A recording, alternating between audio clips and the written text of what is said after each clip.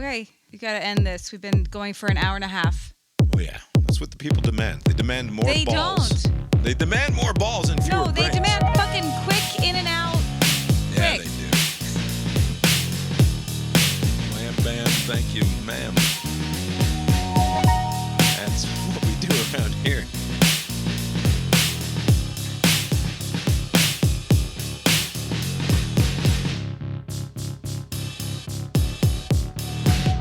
Here we are, Abe Cast Iron Balls, a podcast that is greatly relieved to find out that Tom Brady sucks ass at his new job. My name is Bob, sitting across the way from my good friend and co-host.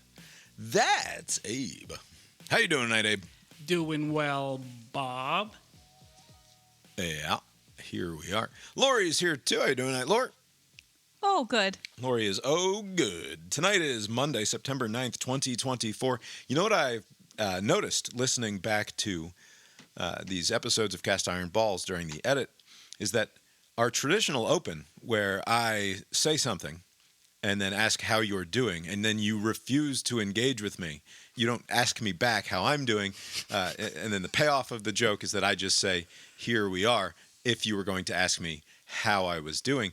But that attitude, that sort of like dread, nihilism, existentialist bent to the start of the show, doesn't really fit with the relatively buoyant intro that I've been giving to these episodes because, as Lori says, these are supposed to be fun. And so the fun, high-energy intro that I do is then immediately undercut by the joke that no one remembers the genesis of anyway, but has become the trademark to the beginning of all of our podcasts. So I don't know what to do about that. I just want to acknowledge that I see that it's a little bit Maybe off. stop asking us how we're doing. I like to ask them. It's good. But you know that we're good. I don't know. Sometimes you're not good. Often you're fine. I'm fine. I'm good. Yeah. Anyway, have a good weekend, Abe? I did. I had a great weekend. Funny story, at least to me. I guess so long as Georgia Tech is competitive, like my friends who are fans of that team want to make an occasion to go see. You said Georgia Tech is competitive. Yeah, to watch the games wherever. And so we went to the what I'm calling the Georgia Tech bar because last time they had a big thing. But I forgot about this, but DirecTV and Disney are in some sort of big old contract dispute, yeah. Back and forth, carrier right? fees. And while that is going back and forth, they're not showing the games that are, I guess, on the ACC network. I don't know. There was some sort of thing because, like, when we went to the bar and all the TVs were showing Texas, which I assume some of the TVs would be dedicated to the Texas game. It's a big game. Yeah. And then they were showing, like, European soccer. And I'm like, hey, what's going on over there? I did not envy the bartender because, like, I was like, hey, give me a drink and can we turn it on to? I got there a little early. Can we turn it on to the Georgia Tech game? Not knowing about this thing. Yeah. And he, like, in a frustrated kind of like face, like he said this many times. Like, I'm surprised they didn't like put it on a blackboard or a placard or something and just say, look, we can't get the Georgia Tech game. I know this is the Georgia Tech bar, but please hang out anyway. But it was maybe they should have done that because as soon as I realized that's what was happening, we kind of regrouped and were like, let's go watch it down the street. You know, right? That they have like. You should have said to the guy, "Hey, do you want my YouTube TV login for the afternoon?" Because like I would have volunteered that information. That's true. They said like there's some other room in another part of the complex that has like some other broadcasting thing, and it's like you could watch it down there in the corner and not up in this nice rooftop area where we usually watch it. Sucks. I mean, I do like the idea of relegating the fucking pathetic Tech fans to some small room in a corner while the real football fans watch the rest of the games. That should have been for all those fans because as I was waiting for my friends to arrive so we can go elsewhere, there were at least like 5 other groups that asked the same question. And maybe that should have been like a bad omen for them because the day did not turn out too well for Georgia Tech. Yeah, that's what it was. Yeah. Abe, Monday Night Football starts tonight. We've got the Jets traveling to San Francisco for a game against the 49ers. You are currently 0-2 in games that we have talked about that were happening as we were recording. Do we want to hold on until we record Cast Iron Brains a little while from now so that you can make the prediction live, like as the game is actually Right. starting and going on? Or do you just want to go ahead and blow it now and tell us what's going to happen? First of all, 0-2 is too small of a sample for you to parade it out as if it means something. It's the early days, but I'll give it time. I could be 0-3 Tell after that to this Florida episode. State. It is a lock. I mean, there's no way the 49ers lose tonight. I mean, it's such an obvious outcome, Okay. right? The All right, Niners. I will mark it down. And we No will, way the 49ers lose. take note of that next time we get together. It's now time for 3 questions, 2 statements, and 1 hot take. We will react to the weekend's sports action in relatively quick fashion here so that we can record our other less fun podcast. Yeah, get the fun over with. 2 big stories of the week, but we have to start with the Schadenfreude, I think. Northern Illinois, they're both sort of good Schadenfreude stories, but let's start in South Bend. Northern Illinois goes to Notre Dame as 4 touchdown underdogs to get paid $1.4 million to get their asses kicked on national television by Notre Dame. That was the plan. Instead, NIU ends up winning 16-14 on a blocked 62-yard field goal with time expiring. I say blocked, but It was 62 yards. it never really had a chance. This Yeah. was not going to work out for anyone in all likelihood. But because Did you watch, Abe? I watched it. I didn't catch it live. I watched it afterwards. But Okay, you weren't watching live. Wait, that noon block of games. Yeah. The meme with the guy being like not electrocuted, but like the energy coming off. like Galaxy Brain meme. Yeah, that's what that noon slate of games felt like. Just yeah. it was just sensory overload with like potential upset and close games, and that kick like was it for me. So I'm sad you didn't get to Yeah, watch no, all that at once. Was that a watch noon? Was that part of the noon slate? Did it Wasn't overlap? I don't know, but I mean the noon games they had. The Texas game I was watching, the Syracuse Georgia Tech game I was watching. I didn't recall the Notre Dame. on No, any that of my was at TVs. 3:30. Okay. I'm wrong. It was just the morning was so insane. Yeah, it was. I mean, it was a pretty good noon window, like you said. The correct meme for the noon kickoffs is the Vince McMahon like, oh, I'm enjoying this, and then the next one he's enjoying it more, and then the next one he's enjoying Exactly. it That's more. what I'm talking about. Yeah, that's not Galaxy Brain. That's Vince I don't McMahon. know. I'm just saying it was But yeah, like, it was oh, too much. It was nearly too Texas much. is kicking Michigan's ass, and it's like, oh yes, Vince McMahon appreciates it. And then, Penn State is losing to Bowling Green, and like the eyes get bigger and the smile gets a little bit wider, and a couple other fun ones there in the noon window. Anyway, back to my rehashing. Last week we asked if there was any way that Notre Dame would not be hosting a playoff game, and I said, there's no way. This is the eat shit portion of the podcast. We will do this on a regular basis, as you can tell at the start with Abe talking about his bad predictive abilities, going so far 0-2 in live calls. And we're going to get into just how wonderfully his NFL predictions went this week at the end of the show. So, yeah, we will eat shit here. I said last week there was 0 chance that Notre Dame was not going to host a home playoff game. Which would make them like a 5 or 6 or 7 or 8 seed. The question this week, is there any chance at all that Notre Dame will be hosting a playoff game this season? According to this ESPN model, Notre Dame currently has a 23% chance to make the playoffs still. ESPN says they still have a 1 in 4 shot. Chance. Right. A chance. So, Abe, the question, is there any chance that Notre Dame will host a playoff game this season after their lost to NIU? So looking ahead, I mean, the 2 games on their calendar with a ranked opponent are against Louisville at the end of this month and USC at the end of November, and they're currently favorites to win those. And I think I said something similar before, like they're favorites to win. They're likely going to lose one. I did not think it would be Northern Illinois. So now my confidence is shaken, let's say. I'm going to say I no longer have any confidence in this team. Actually, now, you can't do this math, but Not just shaken. I don't know how good this team is, really. Like, I don't know what to make of them, so I'm confident that they're going to lose at the very least one more. If you win the rest of your games, you're 11-1. Yeah. You don't have to worry about a conference championship, and you've beat it. Like USC might end up being a pretty good win. Louisville might end up being a pretty good win, depending on how those seasons go for those teams.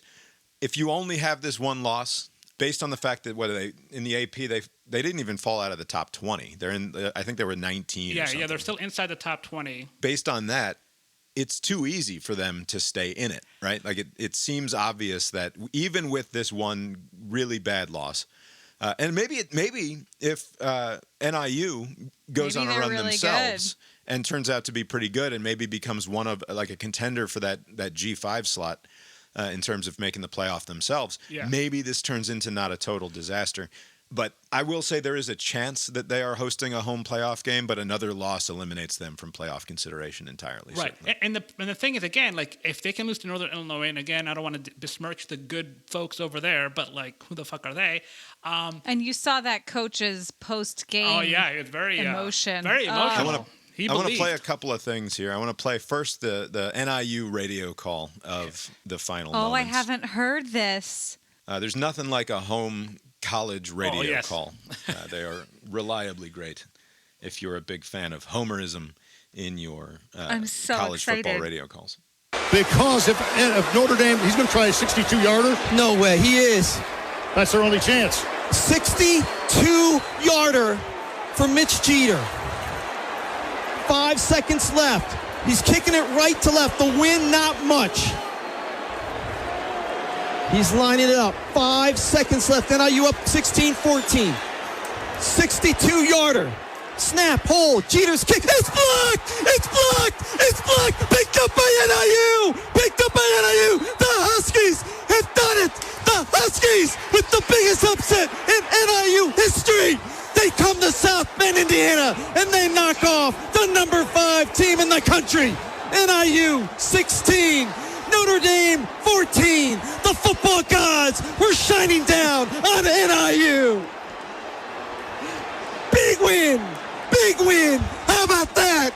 NIU gets the win. That was Andy Garcia of the NIU radio network. I'm not sure if they have a network or if they just have the one station. I didn't look into it. But hey, Joe Tessitore. Mr. I'm going to go call WWE matches as well. That's what genuine emotion sounds like, and excitement, and the thrill of a fucking unexpected victory. All right, man? That's what it should sound like. But to be fair to the Tessitores of the world, they have to pretend that they care about all of these different schools and teams and whatever, different leagues. This guy's like... No. I disagree. Into it. You can actually care. I mean, it seems like eventually, you don't have to pretend. But other than like the top of the top, and Tessitore not nearly there, usually like they kind of like they sag their enthusiasm after a few years. I don't know, maybe they just call one too many games. It's all the same to them, but they kind of lose that spark. Then don't do this anymore. Yeah. Yeah, I mean, it takes a certain amount of professionalism and journalistic remove. But I will say that, as you say, the best ones are able to convey the excitement of the moment without sounding corny. I think Chris Fowler does a pretty good job of conveying the excitement of the moment without being a total fucking cornball. Tessitore does not. Anyway, great win. I got to say, I was watching this game, and my reaction was there's no one to blame but Marcus Freeman, the coach for Notre Dame.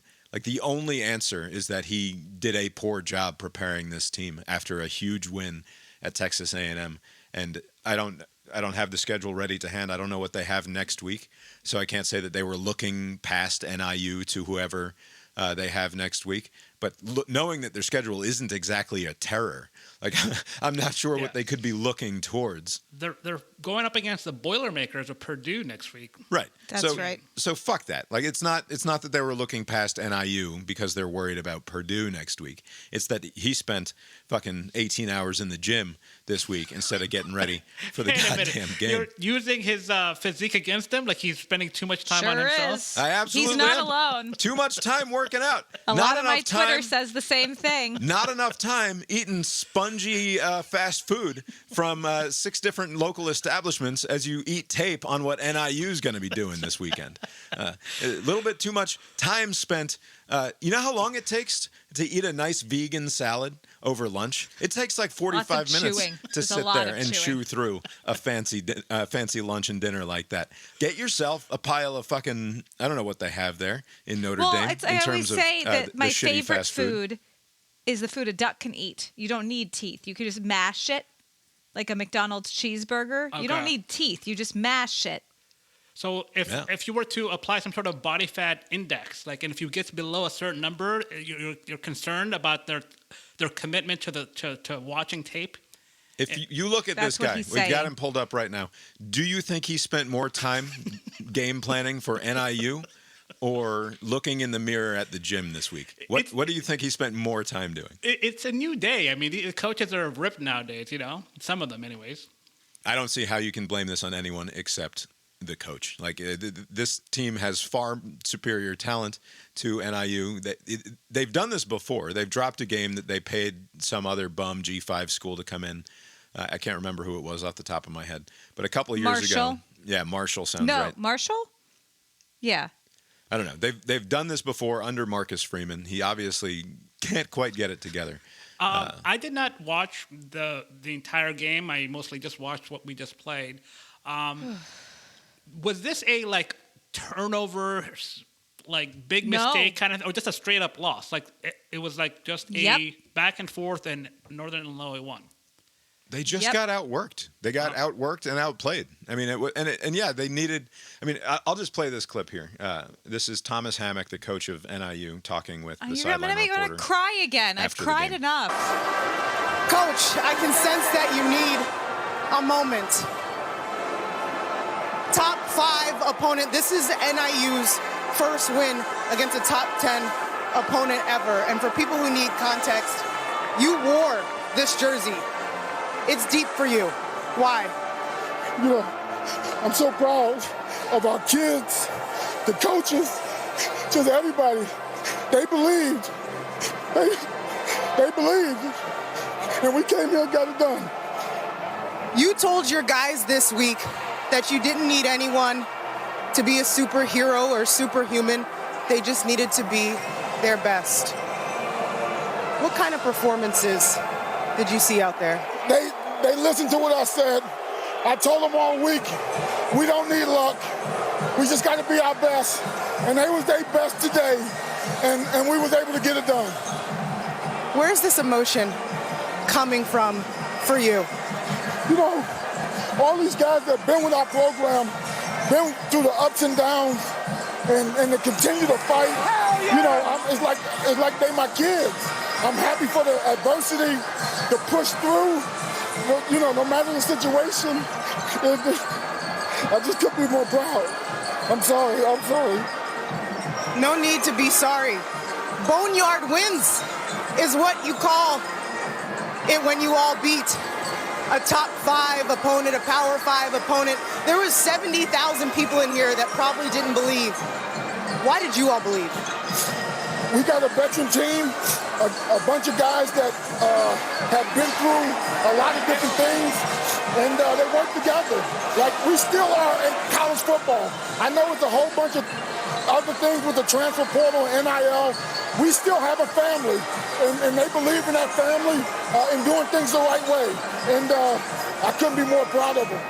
Congrats, Coach. Go celebrate. Thank you. The Notre Dame song playing in the background the whole time as that goes on is just the cherry on top. So they play the song no matter what. They could be just I guess so. Do you think those defeat. idiots left the scoreboard on too? Like that? Who's running the show over there at Notre Dame? You don't play the fucking fight song when you've just lost to NIU, and you turn the goddamn scoreboard off and get the fuck out of there. What are you thinking? He said, we don't need luck. We just need to be our best. You're right, Coach. You didn't need luck. You needed Marcus Freeman to spend all day working his biceps and looking at himself in the mirror instead of fucking game planning for you. You know what? You know what he was doing? You look at Thomas Hammock. How much time did he spend in front of the mirror at the gym this weekend? Almost none. Definitely none. He is made of fucking double cheeseburgers and French fries Duck and burritos. God bless him. When I first saw that, and still I think that last year when Sharon Moore beat Ohio State and cried. Oh yeah, that's when Harbaugh was gone, right, for a game. Yeah. Like that felt so forced and stupid and gross. Yeah. And then you see this guy and it's like, no, this is the real one. Right. Like this is this. Yeah. This is correct. So that was good. Oh, so good. Fun times when a team like Notre Dame goes down. All right, number 2 here. Alabama looked highly suspect through 3.5 quarters or so against South Florida before pulling away with a couple of late touchdowns. That game, was it finished like 42-16 or something? It was much closer than that. Did they not struggle against this team before? Last year, yeah. Last year. They had problems with South Florida before. It's a weird thing. I remember this game because I remember saying in the chat to you or to Naveed and my brothers and whoever else I send the exact same text messages to while I'm watching football, saying like, this Alabama team, the front four on both sides of the ball is kind of getting manhandled by this team, and it's kind of weird to watch, and maybe they are exposable in a way that we should take advantage of if we get a chance to play them later. Not by us. Just not by us. Apparently, it's just South Florida that has the number of the Alabama front four on either side of the ball. They weren't playing Milroe in that game, which was dumb. And then they won the SEC championship. So yeah. Anyway, that was Alabama. They didn't look great, but they ended up prevailing. Oregon, 18.5-point favorites, defeated Boise State by just 3 points and needed a kickoff return for touchdown and a punt return for touchdown in order to secure enough points for victory. And then Penn State had to fight and claw back to secure a 1-touchdown victory over Bowling Green, over whom they were 34.5-point favorites. The question is, which of those 3 winning teams, all of whom were expected at the start of the season to make the playoffs, should be most concerned about their chances going forward? I'm not concerned about Alabama because it's Alabama. They'll be fine, at least until they start playing these other opponents like Georgia and whatnot. And also Penn State, off my radar. I have nothing to do with them. They can win all the games, lose all the games. I won't be surprised. I am shocked about this Oregon team. What's going on with Oregon? Well, no, I have a better question. Why did everyone think Oregon was going to be so good? Because Bo Nix is not a great quarterback, and he was like the second best Apparently quarterback in college football though. last year. So the assumption was that, hey, Bo Nix has always kind of sucked. Right. But then he was awesome this year. So I guess Oregon's just got a system. Dan Lanning knows what the fuck he's doing. And they can just plug in somebody else. Yeah. Bring in Dylan Gabriel, and everything's going to be just fine. And they struggle against Idaho State or whoever they played in week 1. And then this week. Just Idaho, period. Just Idaho, the state of Idaho. And then in week 2, they go up against a longtime rival, Boise State, and just barely squeak the victory out. Now, I understand where your question is coming from. However, I think Boise State might also just be really good. And there's a reason that a lot of people have them as the G5 conference champion winner that makes the playoff. Sure.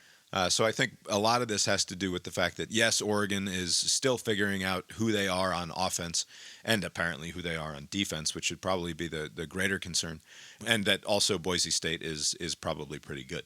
I think it's a combination of things. I think Oregon is probably going to be fine. I think that more so Alabama is totally fine. That for whatever reason they struggle against South Florida, but I think they're going to be just fine. Of course they're fine. They have nothing to worry about. They're never not fine. You say that you wouldn't be surprised either way if Penn State wins everything or loses everything. I was surprised at how much Penn State struggled. I mean, they needed that kid Drew Aller, or I think it's Drew Aller, right? Yeah. At Penn State, to kind of bail them out a couple of times. And he's good, but he's not going to be able to play hero ball every fucking week. So the rest of the team is going to have to figure it out. You mean he's no Stetson Bennett, is what you're saying? He won't put his team in nearly as many stupid and bad situations as Stetson Bennett will. He's Stetson Bennett is what I hear you saying. Only to have Stetson Bennett then hero ball your way out of the situation that Stetson Bennett put you in. But I think I was surprised to see Penn State struggle as much as they did. I mean, at 34.5-point favorites, and to look like you're going to lose that game for such a long time, It proves, I mean, if Notre Dame losing to NIU didn't already prove the point, but like for these second and third and fourth tier teams that we think are pretty good, but you don't know exactly how good they are, it proves that they can always lose, right? And it should not surprise you when a team like Penn State or Notre Dame loses. It will surprise you if a team like Georgia or Texas or Ohio State loses to a team of the like Kentucky's caliber or something like that. But this is the sort of thing that should not surprise us, and they were lucky to squeak by. But again, I wouldn't be surprised looking at their schedule if they're okay moving forward. And one of the things that they said on the Until Saturday podcast, they were talking about Alabama, and one of the problems potentially is that one of their offensive line people was injured or out or not playing for some reason.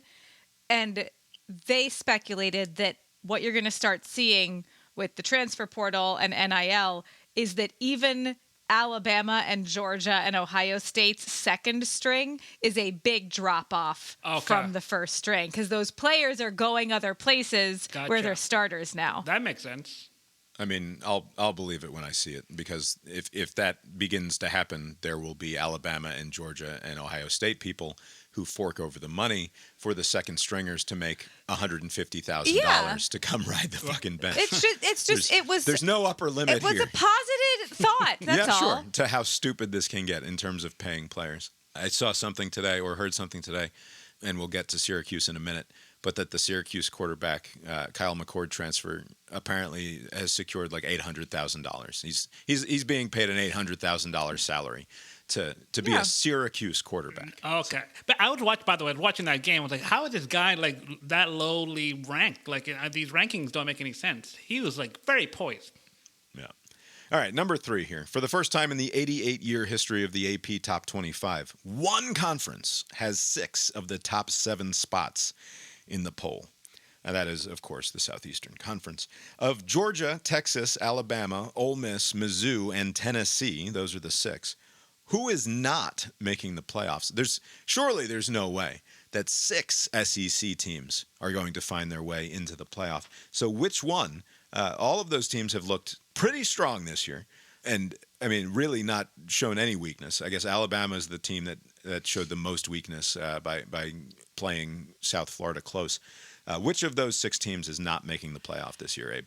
I would like to think that they all will somehow, some goofy way, but they could. But if I had to pick one, oddly enough, even though I was talking them up recently, I would say Tennessee, just because of the schedule. They would have to they have to play so many good teams, and they're not likely going to win them all. So they likely will lose 2. I was looking at all of these 6 teams' schedules, and Georgia, of course, has it pretty tough because they have to go and play Texas and Alabama both. Tennessee also has a tough schedule, but the thing that unites all of these teams is, oddly, Oklahoma. And I didn't realize just how gnarly Oklahoma's schedule is. Oh, yeah. Oklahoma is like chaos monster this year. Oklahoma started with Temple, which is a bad team. They struggled against Houston this week. Who knows what Houston is, really, but you wouldn't think that Oklahoma, if they were good, would struggle at home against the Houston Cougars. They have Tulane this weekend. After that, they have Tennessee at home, which could be a nightmare. They have Auburn in Auburn, which should be fine. Then they play Texas. They play South Carolina, whatever. Then they have Ole Miss. A couple weeks later, they travel to Mizzou. They have a bye week, and then they have Alabama at home, and they have to go to LSU to end their season. That is a brutal run of games, and includes games against all of the teams that I listed except for Georgia, right? Like they play everybody who are they play 5 of the top 7 teams in the country right now, which is just fucking bonkers. So how everyone fares against Oklahoma might be the thing that determines how the top 6 SEC teams shake out. Maybe this will change in a year or so, but like I've just realized that I have in my head I already consider Texas as an SEC team, but I just realized Oklahoma is also an SEC team. I was just thinking, where are the Big 12 or something? But wait, they're here with everybody else. That's a rough schedule. I'm surprised also that, I guess it's because it's in Norman, but they're favorites against Tennessee in a couple of weeks. We'll see about that. Yeah. I don't know if that holds up. If Tennessee, I don't know what Tennessee has to do next week. But Lori, go ahead. It's going to be Missouri because their schedule is the easiest. Missouri has the easiest schedule by a mile. So if everybody loses a couple, it'll be against each other except Missouri, which will suck for Missouri, but. Right. Mizzou's schedule sets up very nicely for them to slip into the SEC championship game if Georgia drops one of those games against Alabama or Texas. The scariest part of Mizzou's schedule is that they go Alabama and then a bye week and then Oklahoma. And if you drop that game to Alabama and you now have one loss and you're tied, say Georgia drops one of their two big ones against Alabama and Texas, and then you need Oklahoma in order to stay as the. And I don't know how the tiebreakers will shake out if Mizzou and Georgia are both one-loss teams at the end of the season, but I assume that it would favor Georgia.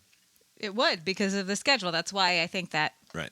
But if Mizzou went, it's not crazy to imagine that Mizzou can win out. If they beat Alabama, if they focus their entire season on that game, they could end up in the SEC championship game, certainly. All right. So your answer to this question was Tennessee. Lori said Mizzou. If I'm picking out of this bunch, I think it's Ole Miss, just because I have no faith whatsoever in Lance Kiffin. I know they've looked really good. They've won big. The offense seems to be fairly awesome. Jackson Dart seems to be very good again. And has matured since last season, but I just first of all, that's the worst spelling of the word Jackson possible. It might be made worse if the O was a Y. I can imagine Jaxsyn being more offensive to my sensibilities. Jaxyn would be how that was spelled. Yeah, they'd take the S out, wouldn't they? Jackson, Jaxyn. So it could get worse, but it is possibly the second worst possible spelling of the name Jackson that I can imagine. And combine that with the Lance Kiffin factor, and I don't think they can keep it together long enough to make the playoff. All right. Number 4, it's statement time. Georgia, Ohio State, Ole Miss, Texas, Mizzou, Miami, USC, Tennessee, and Clemson all cruised to easy victories this weekend. But to me, there is one team that made the clearest statement about their potential this season, and it was Texas. Texas goes into the big house, dominated Michigan, whose defense in the first half, I said at one point, I texted my buddy, I said, Michigan's defense is a sieve. And then 2 series later, I said, asterisk, Michigan's defense aspires to be a sieve because they were not even sieve-like. They were just a colander that you've punched the hole out of the bottom of, and then the water just goes right through into the bottom of the sink. They were a fucking disaster. Statement is Texas had the statement game win of the week and appears to be Georgia's strongest competitor in the conference and possibly the country. Any disagreement there? No, it was the obvious. What's interesting is that it appeared that Texas was going to win. There was almost no doubt about it, and they did. But I will say, if you're Michigan, you just won a national title. You're still in the afterglow of that. Who They're cares? fine. Yeah, all right, whatever. We're not going to win them all. It's a good time to lose if you're the defending national champion. Do you know lose to the best team. And it's not like Northern Illinois again. Not another pot shot at that school. Right, and they've got. What do we say? Is USC coming to Michigan next week or in 2 weeks or something like that? Right. Who is? Somebody's coming to Michigan in a couple of weeks. A bunch of people. They're in the Big Ten. So I think USC is coming. Oregon or someone. I was going to say also that you know what it's a good time for? What?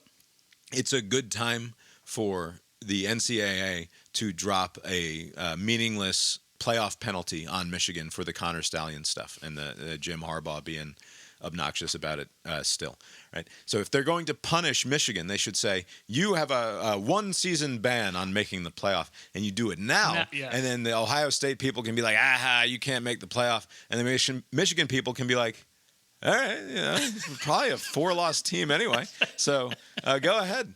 Punish us now, right? And it satisfies everyone by satisfying no one. Yeah. If you drop the silly penalty on them now. 0 birds with 1 stone. Just throw the stone.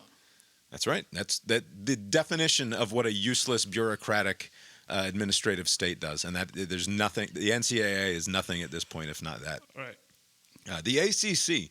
This is statement 2. The ACC is surprisingly interesting just 2 weeks into the season. Miami was dominant again against Florida A&M, which probably doesn't mean a whole ton, but still, they've beat 2 in-state schools and absolutely kicked both of their asses. Clemson bounced back in a big way, beating the formidable G5 opponent App State 66-20, and Syracuse beat Tech in a very entertaining game, sort of back and forth. Thanks largely to Kyle McCord, Ohio State transfer, throwing for nearly 400 yards and 4 touchdowns. Miami appears to be the class of the conference, and after that, there are a bunch of teams that all look to have fairly easy paths to good seasons, because there are also a lot of very bad teams in the conference who are going to lose most of their games. And so the top 4 or 5 teams should cruise to 1 or 2 loss seasons at the worst.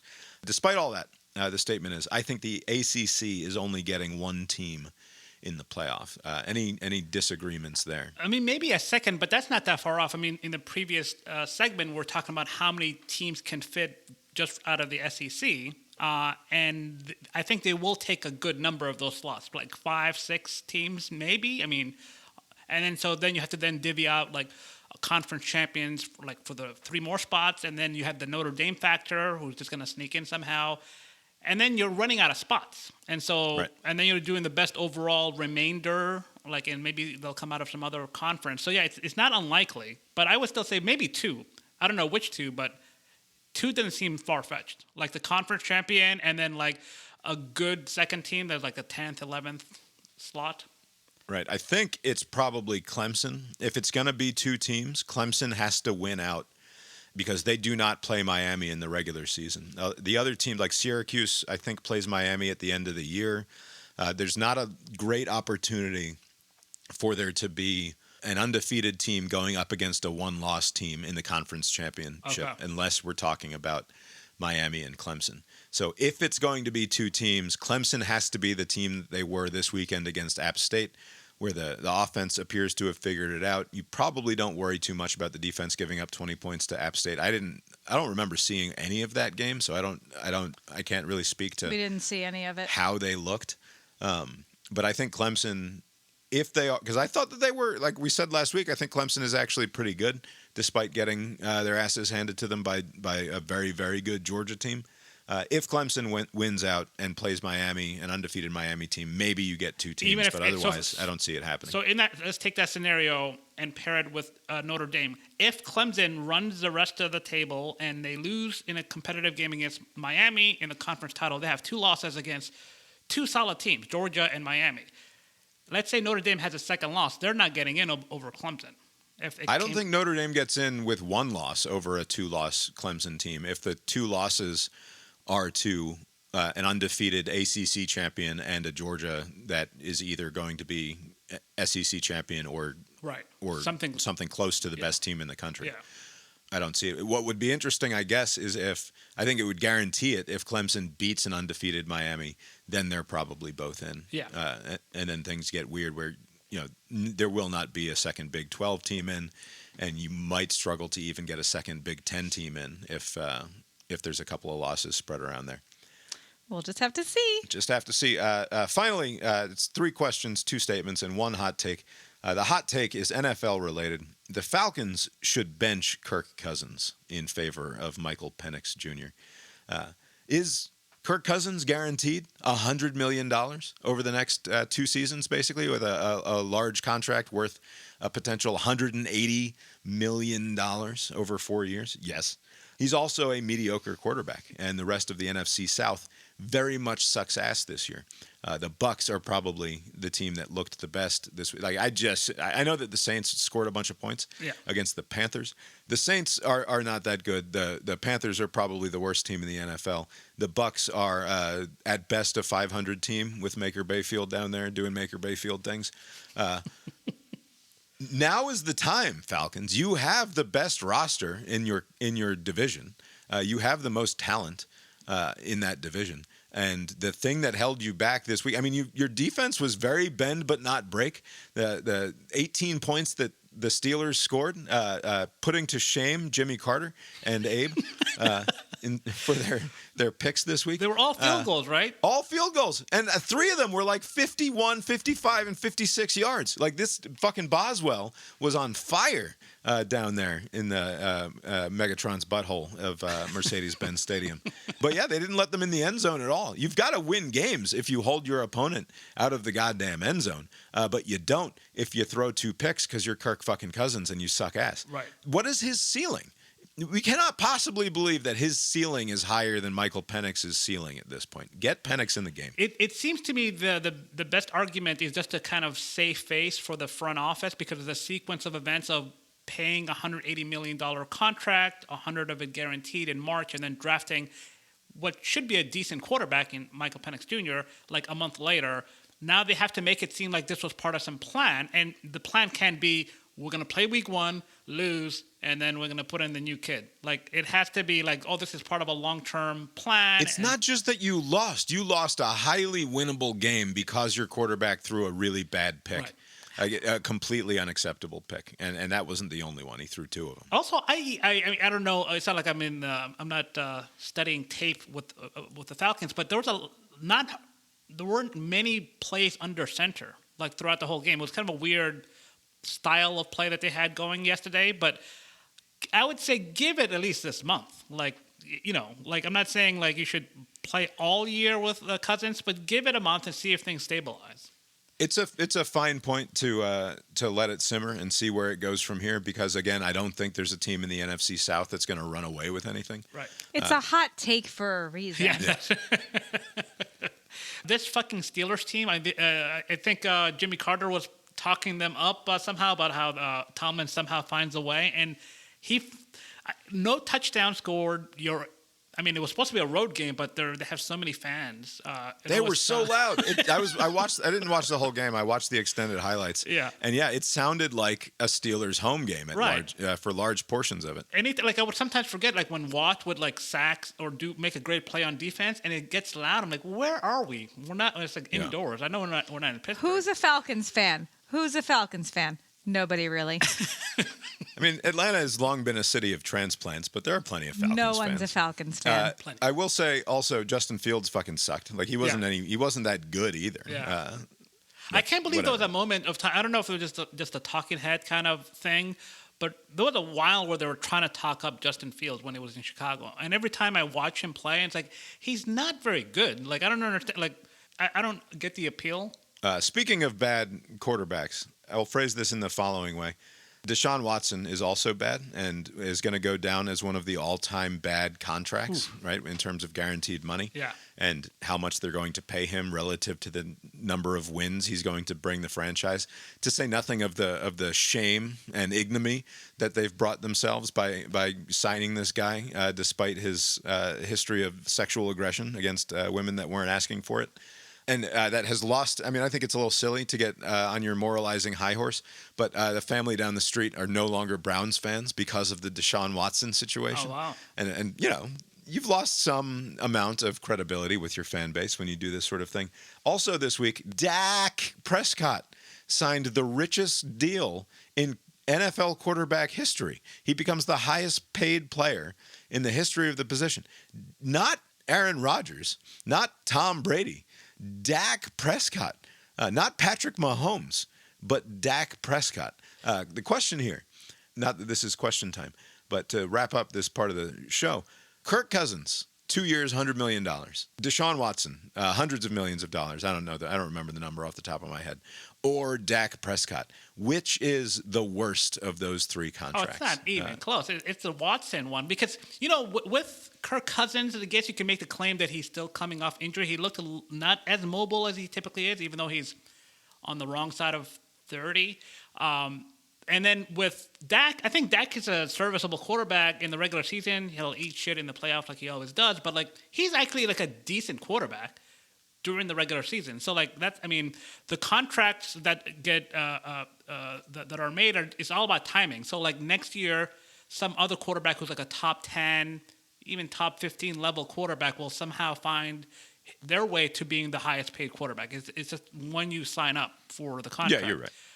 But It's just there's something funny about getting the ESPN alert that says Dak Prescott is now the highest paid player in the history of the NFL. It's ridiculous. It's crazy because there were even in the lead up to that announcement, there were all these people, these analysts at ESPN saying that he basically has the choice. Like he can either just play the year with the remainder of his contract, and he'll have like a big contract available to him by other teams. So it wasn't just the Cowboys. Like other teams would be willing to pay that kind of money for a Dak Prescott level quarterback. Yeah. So yeah. if I wonder if they did if Mahomes were magically a free agent, like what would the value be there? Like would it be just like $100 million? Just what I don't know. I don't know what the number would be. If you're that kind of player, you're not going to go anywhere. You're just going to be. He signed his $500 million contract however many years ago. Right. And so he's not going anywhere. Yeah, I think you're probably right. The Deshaun Watson contract is the worst contract out of the bunch. But if Kirk Cousins plays like he did this weekend, and then after 4 or 6 weeks is no longer the quarterback, it will be one of the head-scratchingest moves in the history of NFL front offices, where you sign this guy for all of this money and then immediately go out and draft a guy who seems like he should be relatively ready to go in short order. It's remarkable how fortunate the Houston Texans have turned out to be. Like with what happened, they got all those trade value picks back, and then they bypassed I don't think they had the Panthers had the option for both C.J. Stroud and Bryce Young, and they went with Bryce Young, which was a whiff. And seems like it was not the right choice. And then it's not quite Trey Young, Luka. Yeah, it's not quite Michael Jordan and whoever that other guy was, probably. But yeah, it's not a great look. I do wonder if it wasn't the wonder but there's some other S2, some stupid test that was supposed to determine the ability of a quarterback to make quick decisions. Right, and Stroud turned out they thought he was a big dummy, right? That test is terrible because I watch a lot of CJ Stroud because he's in the AFC South playing against my Colts, and that fucker is a very quick thinker. Like when things don't go well, as soon as he sees somebody open, he'll just throw. His choices are very quick. And I was watching Watson against the Cowboys over the weekend, Deshaun Watson. He is such a slow thinker. I was playing college football 25 at your place when I was visiting. And, if you're not a particularly good player, you fixate on the one receiver. You're not looking at the entire field. So if somebody's watching you play, they're like, oh, just throw it to that one that's wide open. But if you locked in on somebody else, somebody who you thought should be open and they're not, you're still looking in that direction and you get sacked.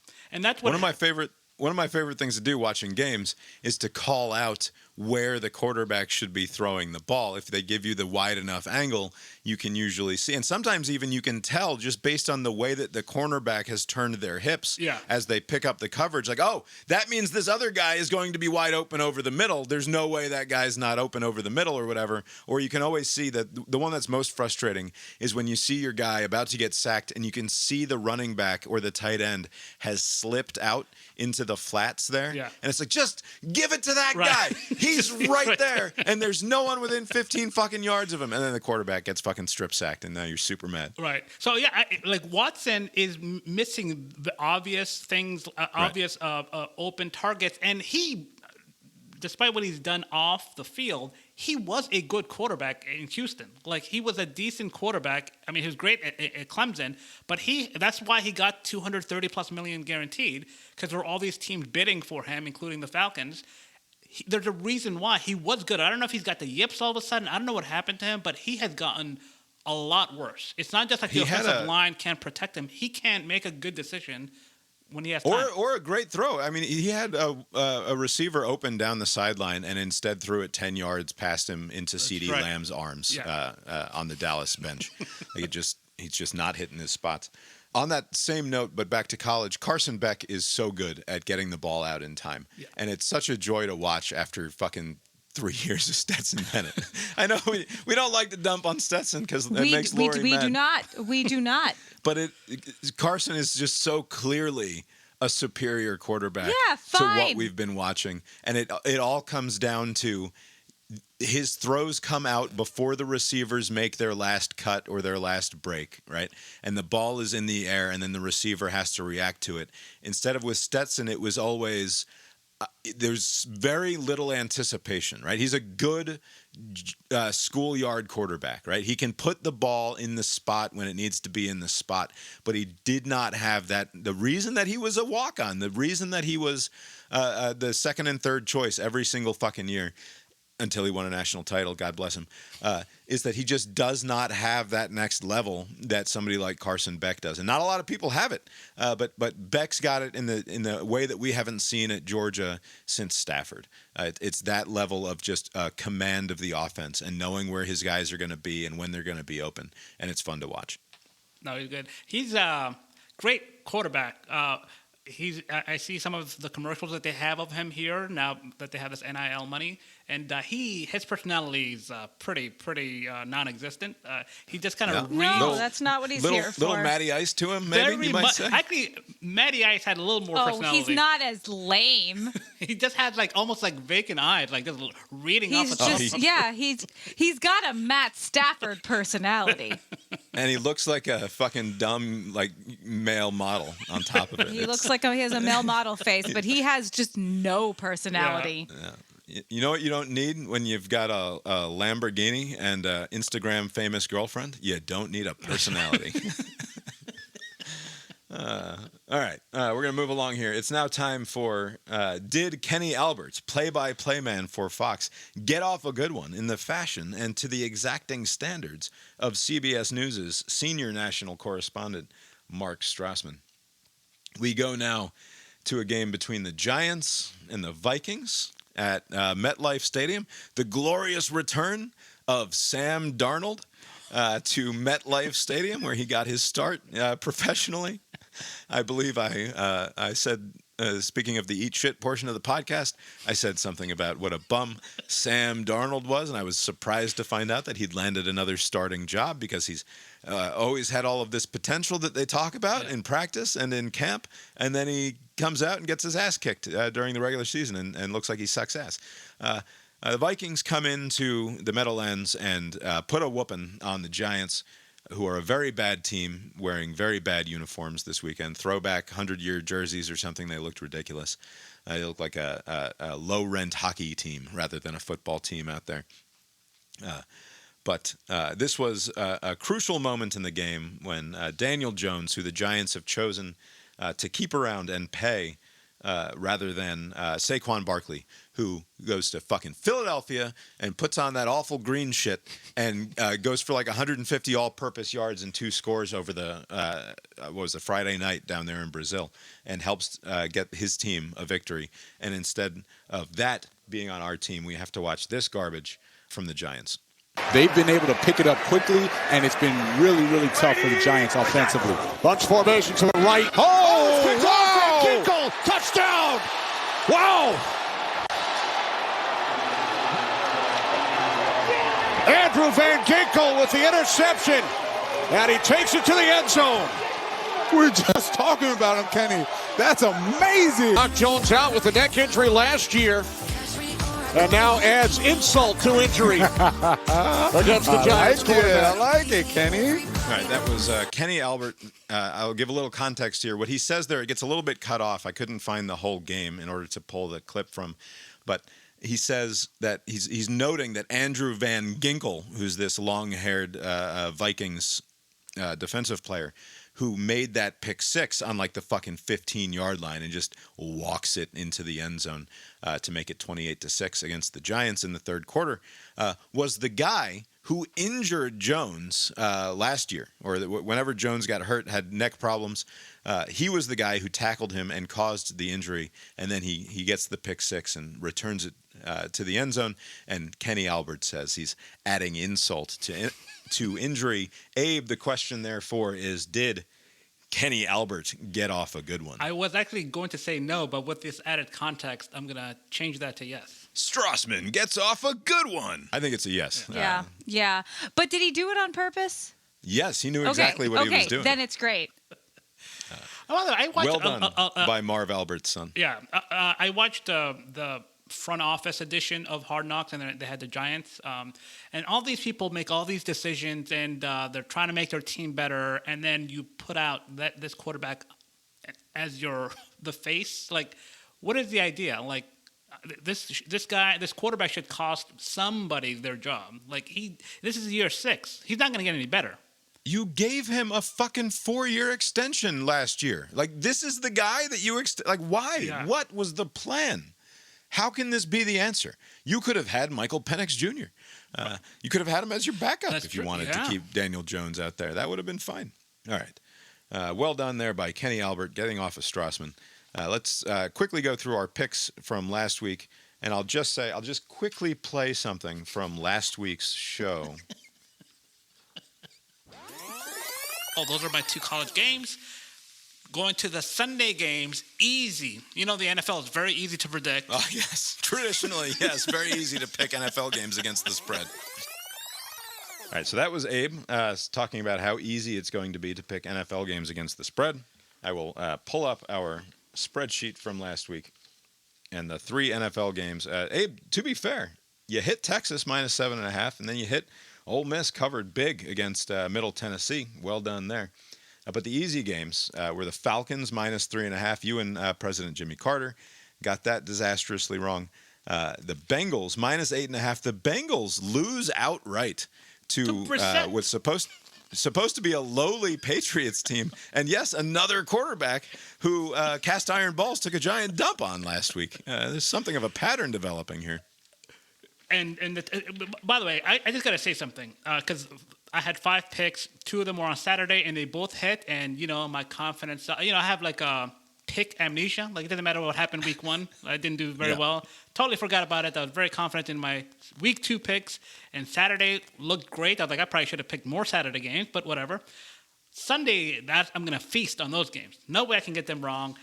Not only did I have the Bengals winning this game, I have the Bengals winning the whole thing. Like, that's right.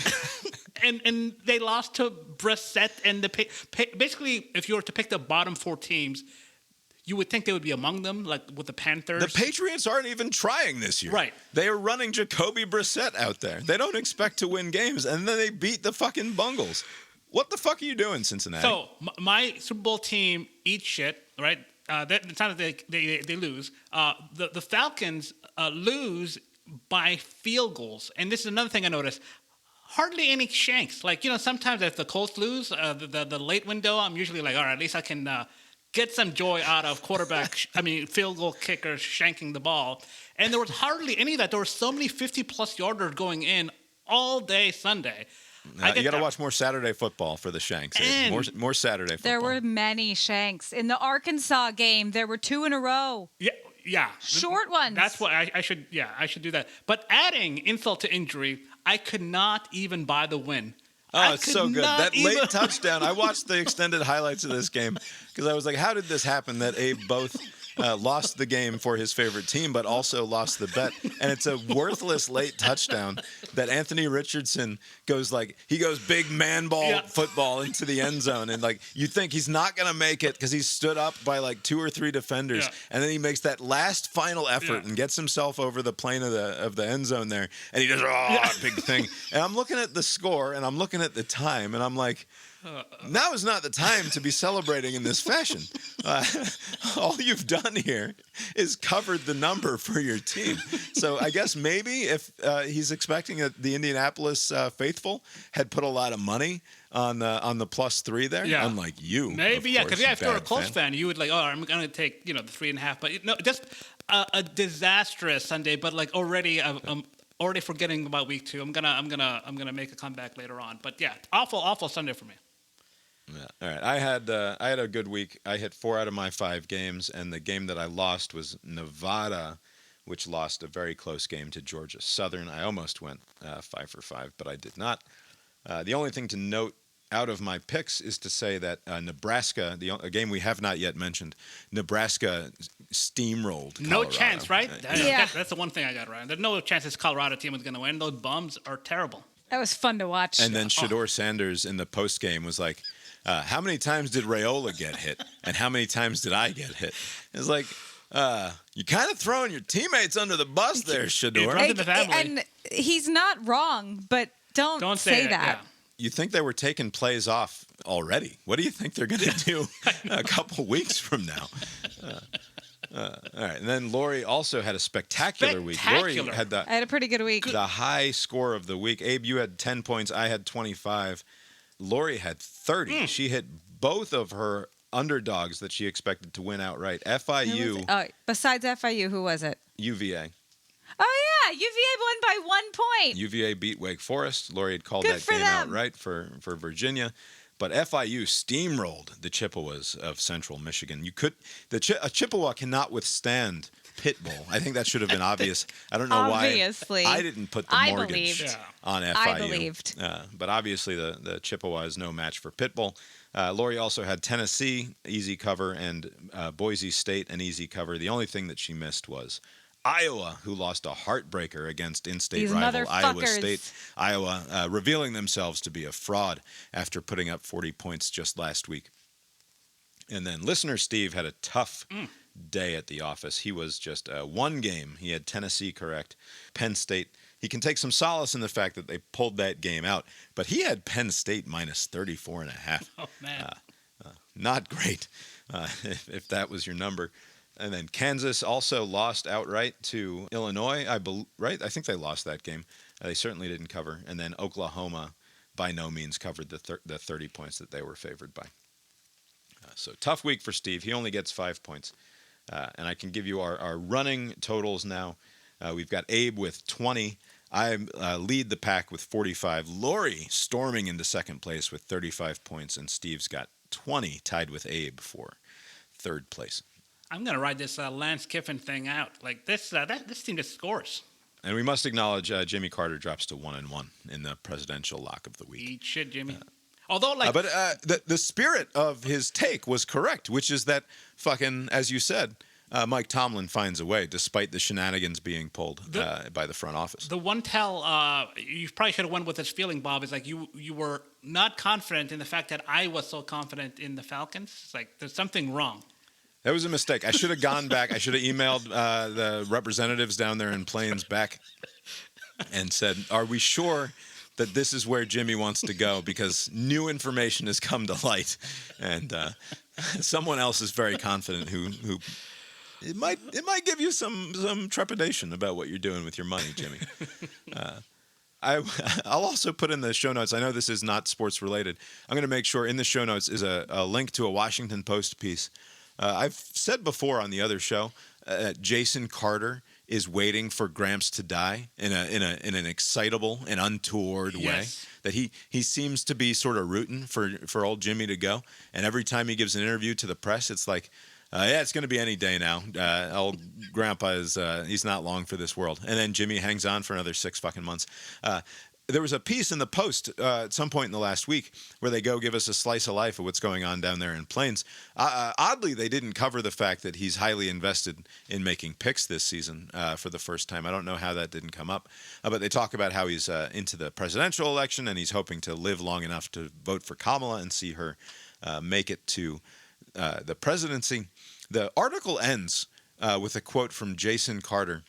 And I want to pull it up and make sure I've got it right. The headline, as Jimmy Carter nears 100, he is buoyed by Harris's run for president. There's no I'm not way sure why Jimmy Carter buoyed by anything right. This is 0% chance. There's one great moment in this is that one of his sons talks about how he wheelchaired him out to Rosalind's grave. She's buried on the property there next to a lake or something where Jimmy will eventually also be laid to rest. And the son was like trying to talk to him, like, you know, because you're standing there with a fucking decrepit old man in front of the man's wife of 70 years or what have you. And you're like, you got to say something, right? And so he starts talking and Jimmy is like, just shut up. Just be quiet. Don't talk. I just want to sit here. And so that was a nice moment. At the end, Jason Carter being interviewed. Carter still has very difficult days and no one is sure how long he will live and what keeps him going. Quote, I really don't know what to make of it, Jason Carter said. I really think at this point he has given up his thought of being in control. I think he is waiting for God's plan to run its course. That's Jason Carter throwing his arms up, being like, do you have any idea how much money I've got on this guy being dead 2 years ago? And yet here he still is. And there's no explaining it. The only explanation is that the evil demiurge is in charge, and both Jimmy and I have no control over anything. I can't count the number of breaking news alerts I've received of dead people since then. I mean, like, the most recent is James Earl Jones was apparently alive. He no longer is. I knew he was alive. We'll talk about him on the other show. We'll talk about him what on are the you other show. doing? End this one. You've been listening to Cast Iron Balls, a podcast about sports with Bob and Aben. As you can tell, Lori's here too. You can find the show on Substack, brainiron.substack.com, for more from us. You can also check out Mark Gillig's work. He is the one who composed our opening and closing themes. Still, I'm sure, hard at work on a new theme for Cast Iron Balls. Tetramermusic.com, Tetramer music.com, for more from him. Abe, what else have you got from the world of sports this week? So the Paralympics in Paris just came to a close over the weekend. There was some marathon event that I noticed on my newsfeed. A runner was disqualified from the medal that she won. She actually won because of some goofy rules. So this is a sighted runner. They need somebody to assist them. They have like a guide. Yeah. So and then they're connected or they're tethered by like a rope. They're holding hands. Well, they have like this contraption, like a rope kind of thing, just so they'll have enough space, right? So they're not like right next to each other. And the guide cramped up near the finish line, and he kind of like stumbled. He was kind of old. I don't know why he was the one guiding her, but okay. And she, being like a human being, like was trying to make sure he was okay, and momentarily let go of the rope. And that's a big no-no in this sport that I've never heard of. That sucks. Well, are you disabled or not? Do you need the rope or not? Do you have the hate, rage, win, or not? Yes. I mean, the rules are the rules, so I respect the rules, but it just, to me, seems so, such a ticky-tacky thing. Like, just have the rules saying, like, you can't, like, you can't be, like, you can't take great advantage. There has to be some sort of qualifier where it's like a palpably unfair act, like something. But if it's just like a momentary lapse, that should be fine. Maybe like a caution or something, but... That's tough. I will add, I wasn't going to do this, but Abe brought it up, so I have to now. Okay. I was reading about some of these, quote, disabled, unquote, athletes competing in the Paralympics. And without going into detail, because I don't have any details pulled up, some of these disabilities are a little bit questionable in my mind, such that, do you know how people are obnoxious about trans athletes? I think there's an interesting and worthy conversation to have about whether or not biologically born males who've gone through male puberty should be permitted to compete against biological women. I think that is it's not transphobic to have that conversation. It's something that adults simply have to figure out and deal with, right? And it's a part of being in the world, perhaps. But there are obnoxious conservatives who say things like, Leah Thomas couldn't hack it as a man swimmer, was a middling male swimmer, and so became a woman only in order to dominate the field as a woman in the swimming events. And so there's that element of people like stolen valor type thing, where or being a ringer type situation where you have inserted yourself into a competition that is not fair. This is not about that exactly, but some of these people who are like this person who's apparently disabled enough with sight to warrant competing in the Paralympics, like, it seems to me that just being legally blind is not enough of a disability. Like, okay, gets you a higher standard deduction on your taxes, though. Okay, in shooting, not being fully sighted is a disability. Right. And Okay, Bob. Unless a great number of safety precautions have What been about- taken, what about you dodgeball? probably shouldn't be permitted to I shoot watched a some rifle in blind competition. dodgeball. It was great. Okay, blind dodgeball, I'm for. It was fucking awesome. We should. Although, that to be should fair, be a year-round thing. I'm finding in this moment myself, I might be more sadistic than I previously believed, because I think that the more disabled you are, the more likely it is that I want to watch you compete in dodgeball against other people. I think that would probably be great entertainment. But being poorly sighted and running, it doesn't, like, the disability must somehow relate to the field but you can't. that you're competing in order for it to be, like, you wouldn't put the slightly poorly sighted person, the legally blind person, in competition with someone who doesn't have legs. Right? No, but they're not in the same race. And have them run a race. So I don't know. I got They're some not problems in the with same the Paralympics. race. It's is all all I'm blind saying. people. And Bob, I think, you probably have a point, but I do wonder if it's just like a logistics thing. Like, you just need a large number of participants in order to make it a go. Like some of the events that you're talking about, you probably couldn't find enough people to have like a competitive thing. So they're like, running, people can do a little bit. They just need like somebody to run with them. Hopefully it doesn't cramp. And then Can't we use dogs? Going back to your story That would here? be a better yes. Why we don't should we use have dogs. guide dogs who are equipped to run? Interesting. Brian Gumbel, who everybody finds insufferable, he had this sports series on HBO. They canceled it for some reason. Great product, Real Sports. And one episode, they did a segment on just this. And apparently, I did not know this. Apparently, like, not all dogs are capable of being sighted runners because they need to process information fast enough and give the feedback fast enough so the runner can be comfortable. And there's like a school somewhere now where they figure out there are certain types of breeds that can do it. So they're slowly making that a thing. But for many years, they just couldn't find enough suitable dogs to make it work. Like, you can walk with a dog will walk you, but if you do running, you're not going to get that information in time, and you're going to get hit, and the dog's going to look at you. But now they've gotten better. Right. Well, if I can find a clip of that Real Sports segment, I will make sure it's posted in the show note there at brainiron.substack.com. Real quick, going through my list of the teams, my parlay, $50 going to turn into $24,000 and some change if all of my 9 teams make the playoff.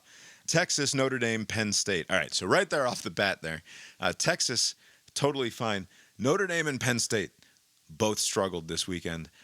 I'm still feeling okay with my parlay. Nothing is fucked here. Notre Dame just has to win out. As long as Notre Dame wins out, they're still in the playoff. Penn State, same situation. They just keep winning games no matter how ugly it is. You might be the second team out of the Big Ten. Then there's Oregon. Who the fuck knows about Oregon at this point? But then we go Missouri, Utah, Boise State, Alabama, and Georgia. Boise takes that loss, but that loss was factored in. I expected them to lose this game and then win the rest of their games. So that's totally fine. And it's actually a boon to my Oregon/Boise State chances, I think, which is that Boise was awesome against one of the best teams in the country and just barely lost. So it could be a good win and a good loss in both directions for those teams. And then there's Alabama and Georgia. So I think we're okay. So far, not as confident as I was a week ago after Notre Dame's big win at App Kyle State's Field. got a big one this weekend. Yeah, but App State. So if the question is App State a one-loss team who got destroyed by Clemson 66-20 versus Boise State, who's got a just one loss against Oregon? I think the resume, no matter what other wins they get, the resume is in Boise State's favor. Okay, you got to end this. We've been going for an hour and a half. Well, yeah, that's what the people demand. They demand more They balls. don't. They demand more balls and fewer No, they brains. demand fucking quick in and out. Yeah, quick. they do. Abe, have you got anything else for us tonight? Nope. Well, I guess that's all we've got for you tonight then, and we will talk to you next time. Later. You see the commercial of Pat Mahomes and the soccer guy, and they've bundled the soccer ball into a football, and so it's a weird shape.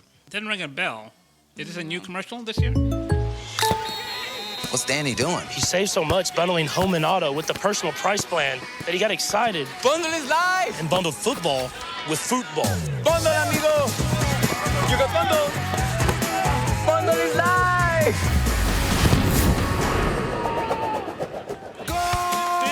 Field goal. Bundle and save with the personal price plan. Field goal.